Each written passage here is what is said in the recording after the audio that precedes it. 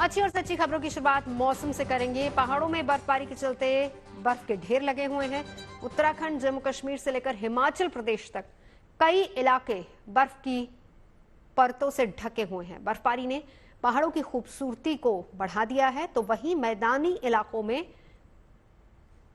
गर्मी से लोगों को थोड़ी राहत जरूर मिली है। ओडिशा से लेकर गुजरात तक कुछ हिस्सों में तापमान भले ही 40 डिग्री के पार चला गया हो, लेकिन पहाड़ों से लगते तमाम राज्य फिलहाल ठंडे मौसम का एहसास कर रहे हैं। मौसम के मिजाज यानी बर्फबारी, बारिश या फिर गर्मी को लेकर क्या है मौसम विभाग का अनुमान, ये आपको बताते हैं।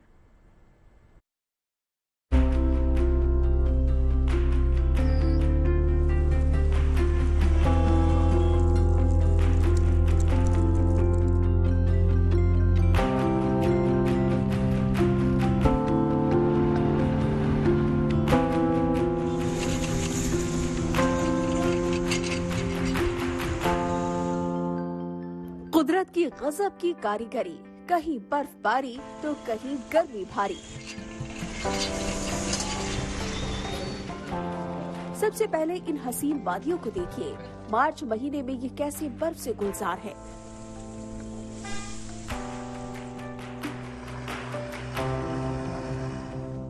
पहाड़ों की खूबसूरती में बर्फबारी ने चार चांद लगा दिए हैं। चाहे जम्मू कश्मीर हो या उत्तराखंड या फिर हिमाचल प्रदेश, यहाँ जगह जगह आसमान से गिरी बर्फ की फुहारों ने धरती पर सफेद मोटी परत बिछा दी है।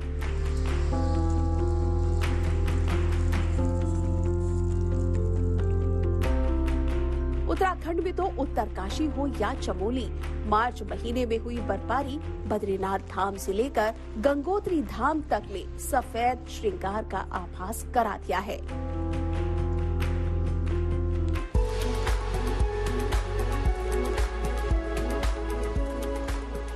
उत्तराखंड के चमोली में 2 दिन पहले हुई बर्फबारी की ये खूबसूरत तस्वीरें जरा देखिए। कैसे बर्फ की गिरती फुहारों ने बद्रीनाथ मंदिर समेत आसपास के पूरे इलाके को सफेद परतों से भर दिया है। चारों तरफ नजर आ रही है तो सिर्फ बर्फ की चट्टानें। अब उत्तराखंड के ही उत्तरकाशी की ये तस्वीरें देखिए, जहां बर्फबारी के बाद बर्फ के पहाड़ खड़े हो गए हैं। बर्फबारी से यहाँ के नजारे तो देखने लायक हैं ही, इसके चलते क्षेत्र के जल स्रोत भी रिचार्ज हो गए हैं, जिससे गर्मियों में जल संकट से राहत मिलने की पूरी उम्मीद है। इस वक्त मैं मौजूद हूँ गंगा जी के शीतकालीन प्रवास मुखबा में। मुखबा ये वो स्थान है जहाँ पर गंगा मैया की भोग मूर्ति को शीतकाल के 6 महीने के लिए रखा जाता है और यहीं पर विधिवत पूजा अर्चना की जाती है। मेरे चारों ओर आप देख सकते हैं किस तरह से स्नो कवर्ड एरिया है। ये गंगोत्री नेशनल हाईवे का चांगत्यांग ग्लेशियर वाला स्थान है। गंगोत्री नेशनल हाईवे है, इसी से होकर के वाहनों की आवाजाही होती है। लेकिन आप ये देख सकते हैं मेरी लंबाई से भी दुगना, ये ऊंचाई से भी दुगना ये ग्लेशियर यहाँ पर पसरा हुआ है। पूरा ये बर्फ का पहाड़ है। इस तरह से ये मात्र एक नहीं बल्कि आधा दर्जन से भी अधिक स्थानों पर इसी तरह से ग्लेशियर पिघले हुए हैं। हालांकि प्रशासन के द्वारा यहाँ पर मार्ग को सुचारू किया जा चुका है। गंगा घाटी के सुक्खी से लेकर गंगोत्री धाम तक दोनों ओर की पहाड़ियां बर्फ से ढकी हुई है। ऐसे में 30 अप्रैल से शुरू होने वाली 4 धाम यात्रा तीर्थ यात्रियों के लिए रोमांचक अनुभव वाली साबित हो सकती है।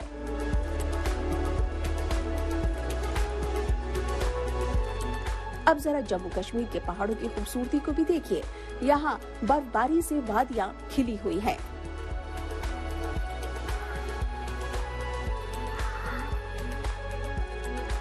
ये गुलमर्ग की तस्वीरें हैं, जहां हर तरफ बर्फ की ढेर लगी हुई है। रास्तों से लेकर पेड़ पौधे या घर, सब कुछ बर्फ में ढके नजर आ रहे हैं। यहाँ हर तरफ नजर आ रही है सफेद रंगत, अद्भुत एहसास करा रही है। J&K के वेदर के बारे में बात करते हैं तो यहाँ पे जो इफेक्ट होता है इस समय वेस्टर्न डिस्टरबेंस का होता है। और वेस्टर्न डिस्टरबेंस के लिए ये जरूरी होता है कि उसको ज्यादा से ज्यादा मॉइस्चर अगर उसको मिलेगा तो वो रेनफॉल या स्नोफॉल एक्टिविटी को इंटेंसिफाई कर देगा उस एरिया में। अब जैसे आप देखते हैं कि ये जो WD है, इसमें जो आपका मॉइस्चर है वो अरेबियन सी से लिया है। 19 या 20 में थोड़ा सा आइसोलेटेड टाइप की बारिश होगी, इससे ज्यादा चांसेस नहीं है। जम्मू कश्मीर के पहाड़ों में हुई बर्फबारी से श्रीनगर का तापमान भी गिरा हुआ है और इस सब का आनंद लेने लोग डल झील भी पहुंच रहे हैं। ठंड के बीच इस झील की सैर करना यहाँ पर्यटकों को खूब भा रहा है। यहाँ बहुत अच्छा था, व्यू बहुत अच्छा है और डल लेक में बहुत एंजॉय किया हमने। हम यहाँ 3-4 दिन हो गए हम यहाँ पर, यह बहुत अच्छा लगा हमें। सोनमार्ग भी बहुत अच्छा लगा, सोनमार्ग गए थे और कल हम गुलमार्ग गए थे, वो भी बहुत अच्छा था। और रात को फिर हम इधर आए हैं और कल हमने भी यहाँ बोट में भी एंजॉय बहुत किया। इधर ठंड का भी अलग मजा है। हम गुजरात में रहते हैं, वहाँ पे गर्मी इतनी ज्यादा है तो हम इधर रह भी नहीं पाते, बट इधर का -डिग्री टेम्परेचर भी है, जैकेट वैकेट सब लगाने से अच्छा फील होता है। और सोनमर्ग गुलमर्ग तो बहुत ही बढ़िया है। उत्तराखंड और जम्मू कश्मीर के अलावा हिमाचल प्रदेश के पहाड़ों में भी बर्फ की ढेर लगी हुई है। लाहौल स्पीति की ये तस्वीरें देखिए। यहाँ लेह मनाली नेशनल हाईवे पर बर्फ के पहाड़ों को हटाने में बॉर्डर रोड ऑर्गेनाइजेशन पूरे जी जान से जुटा नजर आया। देश में एक तरफ बर्फबारी और ठंड की दिलचस्प तस्वीरें नजर आ रही है, तो दूसरी तरफ देश के कई इलाकों मार्च में ही बुरी तरह तपने लगे हैं। सूरत की सड़कों की ये सूरत देखिए, जहां गर्मी के चलते दोपहर के वक्त सन्नाटा दिख रहा है। गर्मी के बीच घर से निकलने वाले लोग पूरी एहतियात के साथ निकलते दिखाई पड़ रहे हैं। कपड़ों से चेहरा ढक कर रखते हैं तो जरूरत महसूस होने पर शीतल पेय से राहत पाने की कोशिश भी कर रहे हैं। तो सूरत शहर की अलग अलग सड़कों पर सन्नाटा अधिकतर नजर आता है क्योंकि गर्मी इतनी ज्यादा पड़ रही है। लोग गर्मी से बचने के लिए कहीं छाछ पी रहे हैं, तो कहीं पर गन्ने का रस पी रहे हैं, तो कहीं आइसक्रीम का सहारा ले रहे हैं। जो खास करके 2 व्हीलर्स पे चलने वाले लोग हैं वो अपने चेहरों को ढककर चलते हैं, महिलाएं हो पुरुष हो, चेहरे को ढककर चलते हैं, गर्मी से बचने की कोशिश कर रहे हैं। और सूरत में अधिकतम जो पारा है इस बार, अभी तो मार्च महीना चल रहा है, वो 40 डिग्री तक पहुंच चुका है। सूरत में सूरज की तपिश बढ़ने से पारा 40 डिग्री के पास पहुंच चुका है, तो ओडिशा में तो तापमान इससे कहीं ऊपर पहुंच चुका है। ओडिशा के बौद्ध जिले में तो शनिवार को तापमान 42.5 डिग्री सेल्सियस पर पहुंच गया था। इसके अगले दिन रविवार को बढ़कर ये 43.6 डिग्री सेल्सियस तक हो गया। झारसुगुड़ा, बलांगीर समेत ओडिशा के 7 जिलों का तापमान 40 डिग्री से ऊपर रहा। इसके चलते सोमवार को भी ओडिशा में गर्मी का रेड अलर्ट जारी कर दिया गया है। हालांकि इसके बाद तापमान में कुछ कमी आने का अनुमान जताया गया है। झारसुगुड़ा संबलपुर में ऑरेंज वार्निंग रहने की संभावना हीट वेव के लिए ऑरेंज वार्निंग दी गई है, जहां पे थोड़ा जो कम हुआ है। और हीट वेव के लिए सोनपुर, बौद्ध, बोलांगीर, कालाहांडी, अनगुल में और वामनगर के लिए संबलपुर, बौद्ध और बोलांगीर में येलो वार्निंग दी गई है। डे 4 में इसी प्रकार तो आपका 19 तारीख को बौद्ध, सोनपुर, बोलांगीर, कालाहांडी में हीट वेव आइसोलेटेड प्लेस होने की संभावना है। इसकी वजह से येलो वार्निंग दी गई है। बारिश जो हमारे नॉर्थ के जो डिस्ट्रिक्ट है उड़ीसा के, वहां पर जो बारिश होने की भी संभावना है। देश भर के मौसम में लगातार बदलाव देखने को मिल रहा है। पश्चिमी विक्षोभ के एक्टिव होने का असर उत्तर भारत के कई राज्यों में भी दिख रहा है। जनरली अगर आप टेम्परेचर पैटर्न की बात करें तो मार्च में जो टेम्परेचर्स हैं वो जनरली आपका नॉर्थ पेनिनसुलर इंडिया, इन राज्यों में महाराष्ट्र, गुजरात, छत्तीसगढ़, उड़ीसा, इन राज्यों में टेम्परेचर्स ज्यादा होते हैं। देखिए दिल्ली में तो कोई खास टेम्परेचर्स नहीं है, वेदर एक्टिविटी रहा वेस्टर्न डिस्टर्बेंस के प्रभाव से। अभी क्या है कि आने वाले दिनों में जो टेम्परेचर्स है ग्रेजुअली बढ़ेंगे। अभी जनरली जैसे है, अब हम ऐसा कोई एक्टिव वेस्टर्न डिस्टर्बेंस एक्सपेक्ट नहीं कर रहे। 3-4 दिन के बाद एक वेस्टर्न डिस्टर्बेंस आएगा, उसका प्रभाव हिमालय रीजन में ही रहेगा। तो इसके बाद जो है हम कह सकते हैं कि टेम्परेचर्स ग्रेजुअली अभी थोड़ा बढ़ेंगे ही 2 से 4 डिग्री। मार्च के महीने में देश के कई इलाके भीषण गर्मी का सामना कर रहे हैं, तो जाहिर है आने वाले महीने और ज्यादा तपने वाले होंगे। उत्तरकाशी से ओंकार बहुगुणा, सूरत से संजय सिंह राठौर, श्रीनगर से मीर फरीद और दिल्ली से सुशांत मेहरा के साथ bureau report, good news today. और अब बात कश्मीर में हिंसा फैलाने के पाकिस्तानी मंसूबे पर प्रहार की। उत्तरी कश्मीर के कुपवाड़ा में हिंसा के मकसद पाले बैठा एक पाकिस्तानी आतंकी ढेर हो गया। मुठभेड़ के दौरान मौके से AK-47 राइफल बरामद की गई है। आतंकियों की साजिश को नाकाम करने के दौरान जम्मू कश्मीर पुलिस का एक जवान भी घायल हो गया। अमन के दुश्मनों पर सेना और जम्मू कश्मीर पुलिस की तरफ से प्रचंड प्रहार अब भी जारी है। सेना के मुताबिक 2 से 3 आतंकियों के छिपे होने की आशंका है।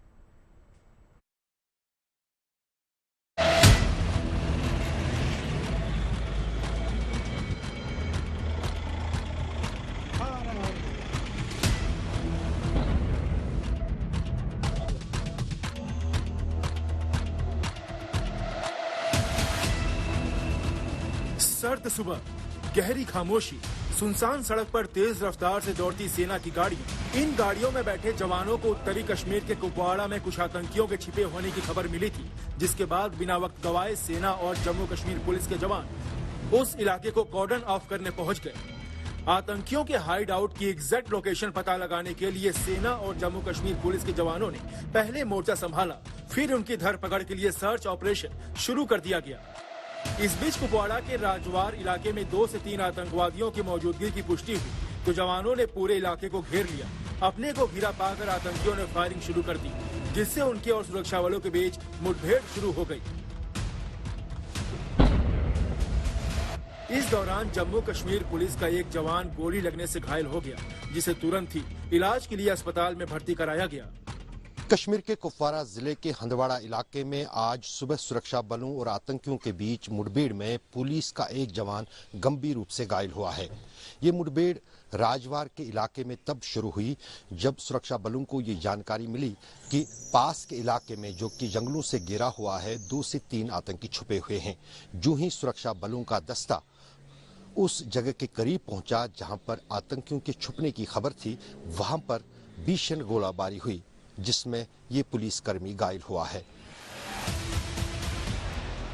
मोर्चा संभाले जवान आतंकियों पर हावी होते चले गए। मुठभेड़ की शुरुआत के करीब 3 घंटे के अंदर एक आतंकी मारा गया।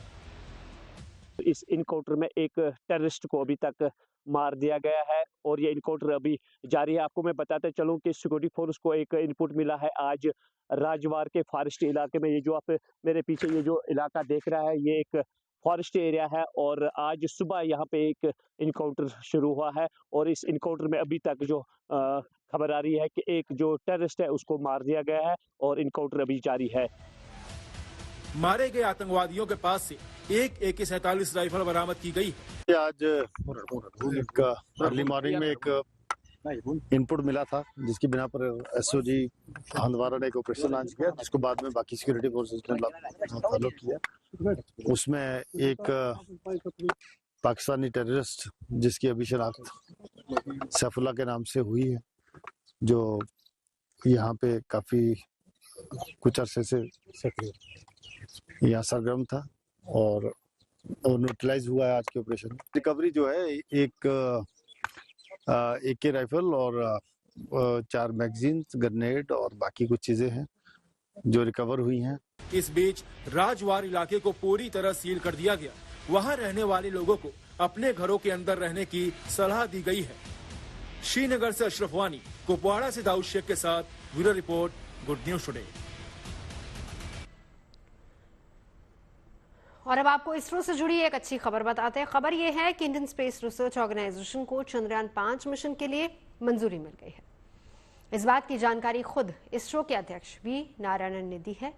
इसरो अध्यक्ष के मुताबिक चंद्रयान 5 मिशन के तहत 250 किलोग्राम वजनी रोवर चंद्रमा पर भेजा जाएगा, जिसकी मदद से चंद्रमा की सतह का ज्यादा गहराई से अध्ययन करने और डेटा जुटाने में मदद मिलेगी।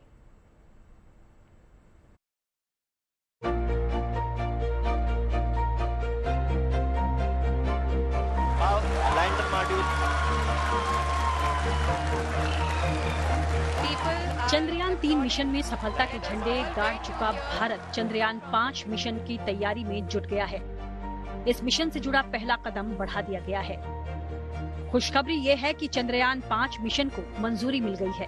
ये गुड न्यूज ऐसे समय में आई है जब इसरो के वैज्ञानिक चंद्रयान 4 की तैयारी में दिन रात जुटे हुए हैं। इसरो के चेयरमैन वी नारायणन के अनुसार चंद्रयान 5 मिशन को हाल ही में केंद्र सरकार से मंजूरी मिली है। इसरो चेयरमैन वी नारायणन ने एक कार्यक्रम के दौरान बताया कि बस 3 दिन पहले ही चंद्रयान 5 मिशन के लिए मंजूरी मिली है। हम इसे जापान के सहयोग से करेंगे। चंद्रयान 3 मिशन में 25 किलो का रोवर प्रज्ञान चांद की सतह पर उतरा था, जबकि चंद्रयान 5 मिशन चंद्रमा की सतह का अध्ययन करने के लिए 250 किलोग्राम का रोवर लेकर जाएगा। चंद्रयान 5 जो है वो पिछले चंद्रयान के जो मिशंस रहे हैं या आने वाला चंद्रयान 4 मिशन भी है उससे थोड़ा हटके है। ये ऑन साइट सैंपलिंग के लिहाज से जो है वो तैयार हो रहा है।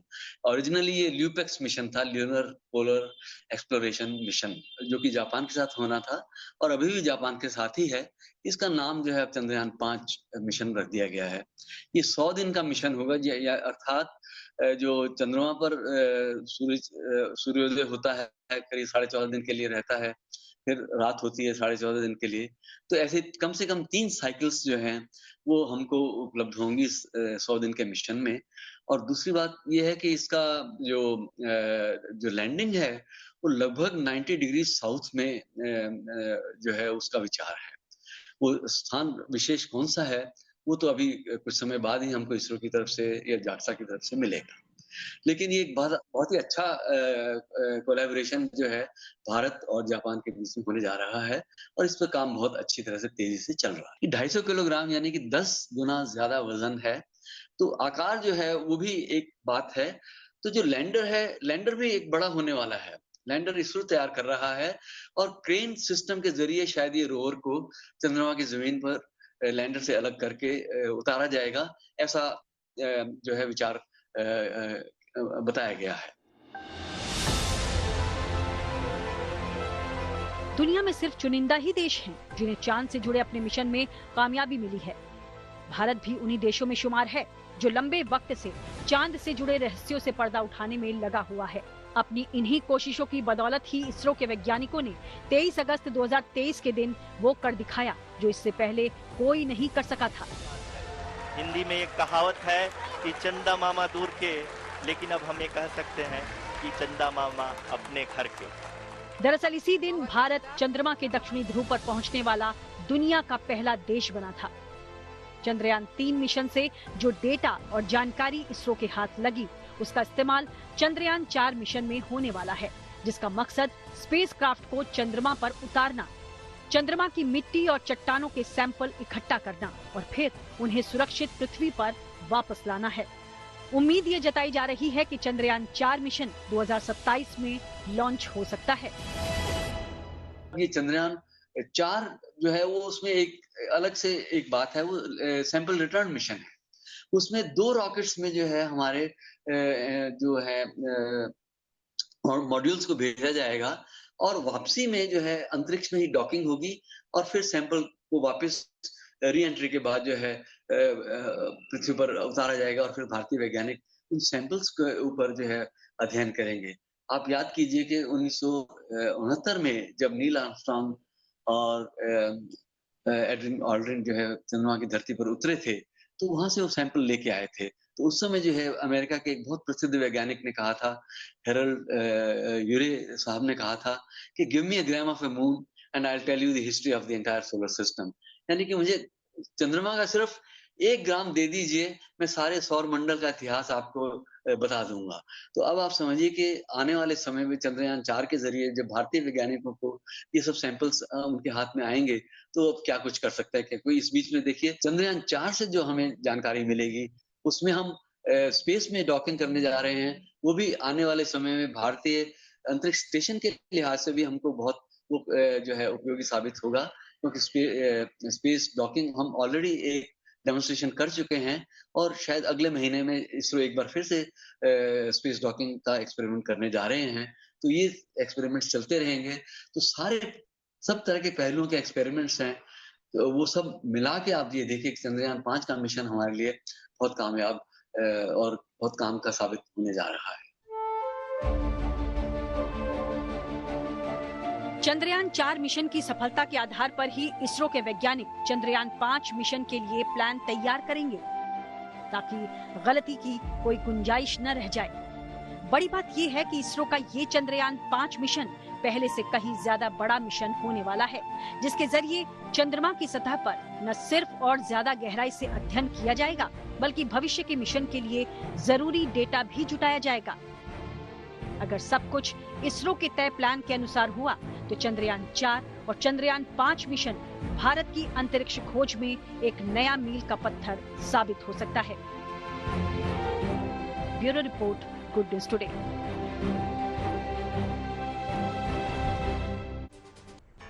खबरें सच्ची होनी चाहिए, अच्छी खुद ब खुद लगती है। Navjot Randhawa signing off. आप सुनते रहिए गुड न्यूज, देखते रहिए गुड न्यूज टुडे।